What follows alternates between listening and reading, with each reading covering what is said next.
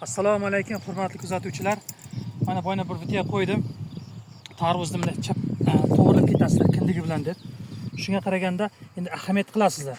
Endi buning ham o'ziga yarasha sir san'ati bor-da.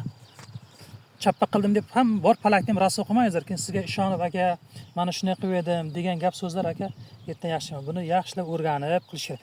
Masalan, mana tarvuz mana shu holatda turibdi. Misol, ko'rlaringizmi? Mana yaxshilab tushirgan. Mana kindigi pastda turibdi, mana gulli joyi. Qurigan mana gulli. Kindigi pastda turibdi. Buni qo'yishdan oldin joyini yaxshilab ochib olasizlar. Keyin mana aka, qo'l bitta sal tegsin, buni ko'tarish kerak. Mana bo'ldi. Mana shuni qilib qo'yasizlar, bo'ldi. Shu holatda qoladi. Buni qo'l bilan ishqalab yotmas kerak. Sizlarga ko'rinsa, bunda tuki bo'ladi o'zida. Tarvuzda ham tuki bo'ladi. Menga ko'rinib turibdi, sizlarga ko'rinmaydi. O'sha tuklarni bilan qo'lingiz bilan ishqalaganingizdan keyin bu tarvuz shu turishda qotib qoladi. Yarim kilolik, 1 kilolik bo'lib qotadi. O'shaning uchun qo'lni shunday tekizish kerak, bitta burash kerak, bo'ldi, kerak emas. Mana shu narsa ham oziqa nafas oladi. Nafas olib tarvuzni yirik bo'lishiga, sifat bo'lishiga olib boradi. Shuning uchun qaytarayotganda ham ke. Mana yerda. Mana yerda ham bitta xuddi shunday tarvuzimiz mana chapib turibdi. Bunga mana qo'lingiz bitta baram pastidan, mana bitta tegizasiz, bitta buraydi.